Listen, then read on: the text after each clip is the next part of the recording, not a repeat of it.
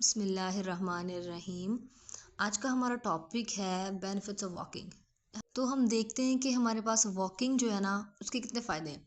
हम लोग वॉकिंग को इतना सीरियस नहीं लेते, बल्कि हमें इंटेंस एक्सरसाइज से ज़्यादा जो बेनिफिट मिलता है ना वो माइल्ड वॉक से मिलता है। जैसे अगर आप वॉक पे निकलें, टहलते टहलते आप चलते जाएं तो हम इसको इस तरह ये माइल्ड वॉकिंग में हम इसको शुमार करते हैं। और इसके बहुत ज़्यादा बेनिफिट्स हैं। हम लोगों ने मुख्तलिफ रिसर्चेस पढ़ी हैं, इतनी हम लोगों ने आर्टिकल्स पढ़े, इतनी बुक्स पढ़ी हैं, उसके बाद जाके आपके पास ये डाटा हमारे पास से आता है। ठीक है। तो ये डाटा आप देखें कि आपको इस वॉकिंग के बेनिफिट्स के बारे में नहीं पता होगा। ठीक है। ये मुख्तलिफ बुक्स जो हैं इसको कहती हैं, मुख्तलिफ किस्म की हम लोगों ने मुख्तलिफ किताबों से हम लोगों ने इसका रिसर्च वर्क करते हैं। तो हम आपके लिए जो है वो डाटा निकालते हैं इस तरह, और लोगों को हम बताते हैं कि आप वॉक को सीरियस लें, क्योंकि वॉक के बहुत ज़्यादा बेनिफिट्स हैं। हेल्थ बेनिफिट्स हैं, शुगर पेशेंट्स के लिए बहुत अच्छा है ये।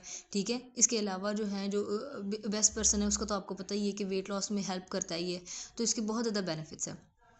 सबसे पहला तो हमको पता है कि जब हम चलते हैं तो हमारी एनर्जी लगती है और आपका वेट जो है वो लॉस होता है। ठीक है। तो अगर आप वेट लॉस करते हैं तो ज़ाहिर सी बात है आपको वॉकिंग करनी है, लेकिन उसके साथ साथ कुछ इंटेंस एक्सरसाइज भी करनी है वेट लॉस के लिए। तो वॉकिंग जो है वो वेट लॉस में हेल्प करती है।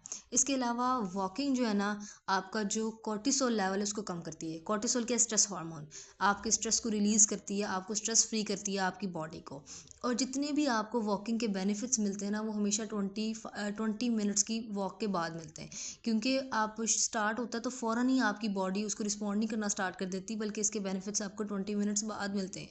तो मोस्टली आपको 1 घंटा तो एटलीस्ट वॉक करनी चाहिए नॉर्मली। ठीक है। कि आप चलते जाएँ आहिस्ता आहिस्ता, मतलब कदम बढ़ाते जाएँ, तो ये एक नॉर्मल वॉक है। आप अपनी आप को ज़्यादा भागे ना या ज़्यादा ना तेज़ ना चलें, सिर्फ नॉर्मल चलें। ठीक है। और ये आपके मूड को बहुत अच्छा करता है, आपके माइटोकॉन्ड्रिया को में बहुत तब्दीली आती है। आप लोगों को पता है कि माइटोकॉन्ड्रिया एनर्जी करेंसी है सेल की। ठीक है। इसने एनर्जी बनानी है, आपकी बॉडी में जो फूड है उसको, उसमें से जो एनर्जी निकालनी है वो माइटोकॉन्ड्रिया का काम है। फूड में से एनर्जी को जो है वो किस में ट्रांसफ़र करना है, एटीपी में ट्रांसफ़र करना है, एटीपी की फॉर्म में आपकी बॉडी उसको यूज़ करती है। तो माइटोकॉन्ड्रिया जो है ना इसकी क्वांटिटी भी ज़्यादा होती है कि माइटोकॉन्ड्रिया आपकी बॉडी में ज़्यादा बनते हैं, और इसकी जो एफिशिएंसी है, काम करने की एबिलिटी है, इसकी फंक्शनिंग जो है वो बेटर होती है। और आप लोग को पता है कि जो हमारी मुख्तलिफ़ किस्म की डिजीज़ है ना वो माइटोकॉन्ड्रिया में डिसफंक्शनिंग की वजह से होती हैं। जैसे अगर हम डायबिटीज़ को ही ले लें तो डायबिटीज़ की जो बीमारी है वो क्यों होती है कि उसमें आपका जो माइटोकॉन्ड्रिया जो है ना वो एफिशिएंट तौर पे वर्क नहीं करता। तो डायबिटीज़ में भी इसका रोल है कि माइटोकॉन्ड्रिया जो है वो अच्छे तरीके से फंक्शन नहीं परफॉर्म करता। तो माइटोकॉन्ड्रिया जो है ना वो आपकी बेहतर होता है, आप उसकी क्वांटिटी अच्छी होती है, उसकी एफिशिएंसी भी अच्छी होती है। और द वर्स्ट थिंग जो कि आपके माइटोकॉन्ड्रिया को डिस्ट्रॉय करती है वो है शुगर। जो हम रिफाइंड शुगर यूज़ करते हैं, सुक्रोज़, जिसमें ग्लूकोज और फ्रुक्टोस है, ये आपके माइटोकॉन्ड्रिया को तबाह करती है। तो इसीलिए शुगर को अवॉइड करें। ये आपका जो माइटोकॉन्ड्रिया है ना, वक्ती तौर पे आपको लगता है कि आपकी जो सेटिस्फेक्शन है ना वो पूरी हो रही है, लेकिन आपको ये नहीं पता होता कि इसने हमारी बॉडी में जाके हमारे माइटोकॉन्ड्रिया का क्या हाल करना है। तो माइटोकॉन्ड्रिया में के जीन्स में उसमें तब्दीली करनी है। तो माइटोकॉन्ड्रिया जो है ना उसमें उसके जीन्स में म्यूटेशन आ जाती है जब हम शुगर का एक्सेसिव यूज़ करते हैं। शुगर का एक्सेसिव क्या यूज़, आपको तो उसका नॉर्मल यूज़ भी नहीं करना चाहिए, कि आप कम अमाउंट में भी ना लें। ठीक है। तो शुगर को अवॉइड करें, रिफाइंड शुगर को, क्योंकि ये हमारी माइटोकॉन्ड्रिया को ख़राब कर देती है। कुछ साल पहले ना मैं अपना वेट जो है ना वो ज़्यादा करना चाहती थी। मैं ना अंडर वेट थी। तो मैं क्या करती थी कि मैं आलू की बनी हुई चीज़ें खाती थी, मैं टिक्कियाँ इतनी खाती थी। मैं जो है ना मतलब कि जो फूड्स घी वाली चीज़ें का इस्तेमाल भी करती थी, मतलब टिक्कियाँ, मतलब कार्बोहाइड्रेट की इंटेक भी ज़्यादा करती थी मैं। हालांकि करनी नहीं चाहिए क्योंकि नॉर्मल रखनी चाहिए, लेकिन मैं कार्बोहाइड्रेट में पोटैटो ज़्यादा खाती थी, मतलब वो चीज़ें जो फैटनिंग होती हैं। ठीक है। तो मैं मीठा भी खा लेती थी, जो हेल्दी वाला मीठा। ये नहीं कि मैं कस्टर्ड खा रही हूँ या मीठे चावल, ऐसी चीज़ें नहीं खाती थी, मैं हेल्दी चीज़ें खाती थी। तो मैं अपनी डाइट में जो है ना फैटनिंग एजेंट को भी ऐड कर रही थी, लेकिन मैं साथ वॉक करती थी। मैं और मेरी फ्रेंड अक्सर अपनी बुक लेते थे और अक्सर ही ना वॉक पे निकल जाते थे। हमारी यूनिवर्सिटी बहुत बड़ी है तो हम अक्सर वॉक पे निकलते हैं। हम लोगों ने घंटा घंटा वॉक करनी है, आहिस्ता आहिस्ता टहलते जाना है हम लोगों ने। 2-3 घंटे हमें ऐसे ही गुजर जाते थे। और बिलीव कि मेरा वेट 1 kg भी गेन नहीं होता था। मैं इतनी चीज़ें खाती थी कि फुल, मतलब कि मेरी डाइट पे कोई कंट्रोल नहीं था, नॉर्मल थी डाइट मेरी। कि मैं जब जो चाहती थी वो खाती थी, जो मीठा खाती थी, नमकीन खाती थी, चावल मैंने बहुत खाए हैं, नमकीन चावल मुझे बहुत पसंद है चिकन वाले, मैं वो खाती थी, लेकिन मेरा वेट गेन नहीं होता था। क्यों? हम वॉक बहुत ज़्यादा करते थे। ये नहीं कि मैं इंटेंस एक्सरसाइज करती थी, मैं वॉक इतनी करती थी, और जब मैं अपना वीकली अपना जब मैंने वेट चेक करना है तो I didn't get any wait, कि मैंने 1 kg मेरा वेट भी ज़्यादा नहीं होता था। तो ये आपको जब आप पढ़ते हैं, जो आप रिसर्चेस करते हैं, जो आप अपनी आर्टिकल्स लिखते हैं, जो आप अपनी थीसिस देते हैं, तो फिर आपको पता चलता है कि वाक़ई जो है ना, कि हम जब हम इन चीज़ों पे इम्प्लीमेंट करते हैं तो हम अपने अंदर रिज़ल्ट्स देखते हैं। जो कैंसर की बीमारी है, वो भी जो है वो माइटोकॉन्ड्रिया में डिसफंक्शनिंग की वजह से है, ठीक है? ये इस तरह की जीन्स में म्यूटेशन होती है, माइटोकॉन्ड्रिया के जीन्स में म्यूटेशन है, सेल में म्यूटेशन होती है जीन्स में, तो फिर एक बीमारी बनना स्टार्ट हो जाती है। वो डायबिटीज़ हो या कोई भी बीमारी है, नॉर्मली वैसे कैंसर और डायबिटीज़ जो है ना, ये ज़्यादा माइटोकॉन्ड्रिया की मेलफंक्शनिंग से होती हैं।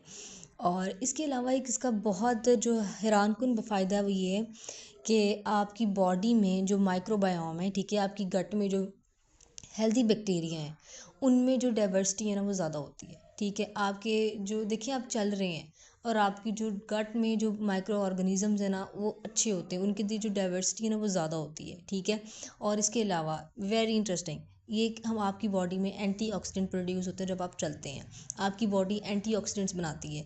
देखें, आपको कोई फूड लेने की ज़रूरत नहीं पड़ती अपनी बॉडी के अंदर एंटीऑक्सीडेंट बनाने के लिए, आपको फूड के बगैर ही एंटीऑक्सीडेंट्स मिल रहे हैं। जैसे प्याज और गार्लिक की अगर हम बात करें तो इनके अंदर काफ़ी अच्छी अमाउंट में एंटीऑक्सीडेंट्स पाए जाते हैं।